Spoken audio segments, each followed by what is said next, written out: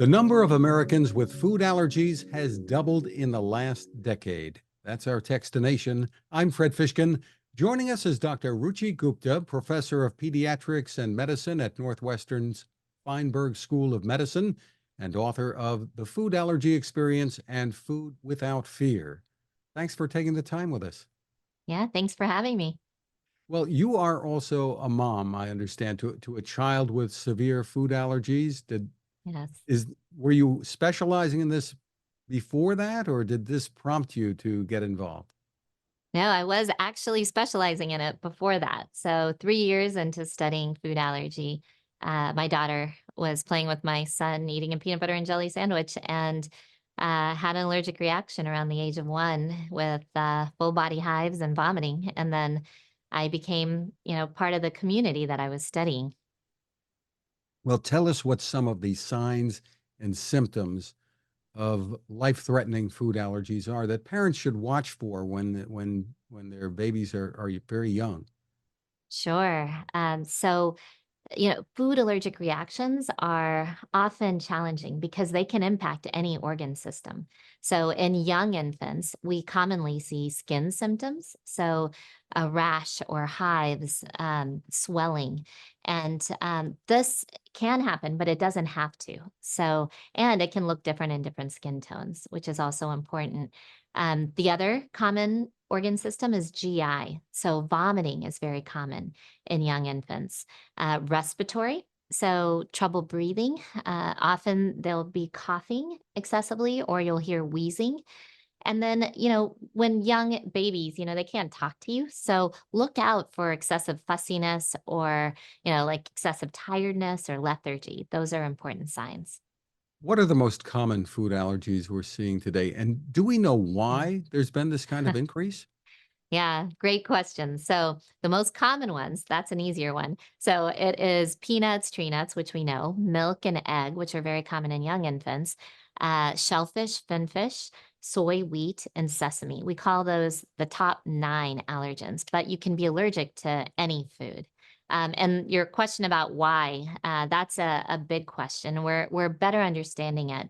But it's probably a number of things that have changed in one generation. So, our microbiome, what may be impacting our microbiome, excessive antibiotics or, early in life C-section births, like things where your bacteria may be changing.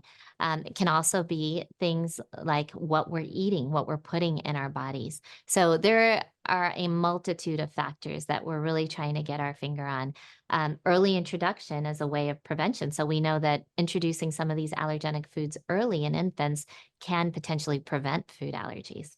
What do you say to people who wonder, is it the vaccinations? Yeah, I say no. Like it is so important.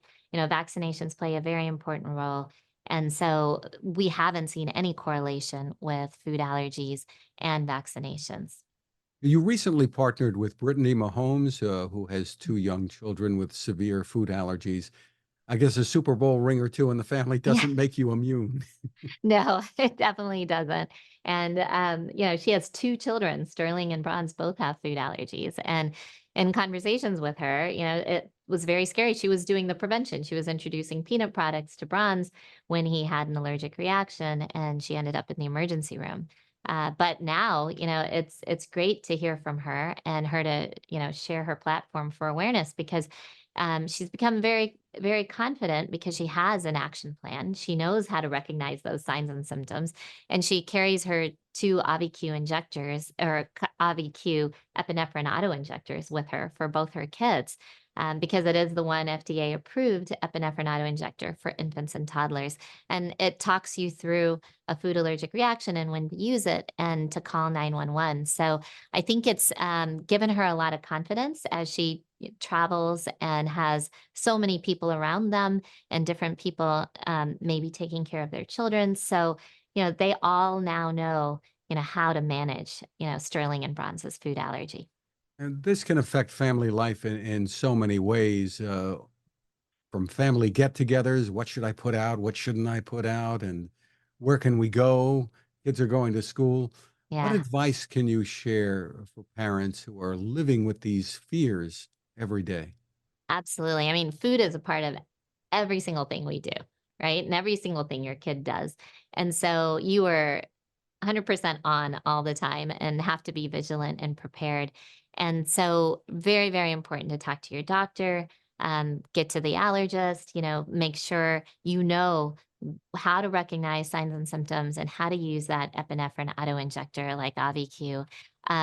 And very, very important to educate everyone taking care of your children. So family members, babysitters, teachers, anyone who is in your child's life. Having that confidence will help you help your child live their best life. You need cooperation from a lot of people, from the teachers who might be having parties in class to Yes. family members, et cetera, right? Yes. Oh my gosh. Yes. And restaurants don't always know all of the ingredients, the servers perhaps. That's right. And that's another challenging space. And I think in my 20 years in this space, I have seen so many more restaurants actually ask you now, is there a food allergy that I should be aware of, which is so wonderful. So the awareness that you're helping to spread, is helping all the families with food allergies. But definitely always ask if it's not listed on the menu. And make sure, you are absolutely prepared just in case you do have that accidental ingestion. What hopes are there today? Now, we've read about this new drug Xolair, I think it's Yeah. pronounced. Yes. What are your thoughts for parents who are thinking about this? Maybe it's been suggested by a doctor. Are you Yeah. concerned about any risks? What do you tell people? Right. So, what is so exciting in food allergy is we do have prevention and now we have treatments. And yes, that's one of the new biologics. And I encourage, families to talk to their doctors and see if it's right for them. It's great to have some FDA approved treatments now, and there's a number of them, and more coming out. So have that conversation with your allergist. It is great opportunity to now be able to treat food allergies. I mean, we used to hear that, well, don't worry, the child is going to outgrow it. Is that still the case? Because I know some adults with severe food allergy. Yeah, well, kids do outgrow. Milk and egg are two that at least half of them outgrow. Peanuts, tree nuts, shellfish, finfish, only about 15 to 20% outgrow those food allergens. And adults can develop new food allergies as adults. So you're not out of the woods. But now, with new treatments, there are things we can do. And is there a place people can go to for more information about all this? Absolutely. Yes, there's always is. But first and foremost, talk to your doctor, talk to your allergist. They'll probably have the best information for you. But then go to foodallergygameplan.com, which has a ton of useful resources. Terrific. Dr. Ruchi Gupta, thank you so much for your work and for taking time with us. Thank you.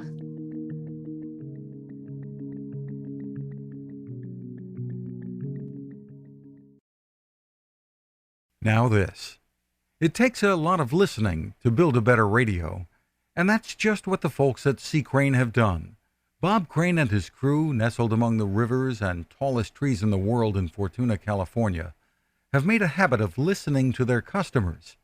And that's just what they've done in building the CC Skywave SSB, the Swiss Army knife of portable radios. For everyday listening to AM or FM in the yard or patio or on the nightstand, without having to drain a mobile phone battery, it's a great companion. But it is also a companion equipped for NOAA weather information and alerts that can be life-saving. You can listen to FEMA and Coast Guard transmissions too. Beyond all of that, you can tune into shortwave signals from around the world. It's compact, easy to take with you, and built to last. The CC Skywave SSB. Click on the link at Techstination.com.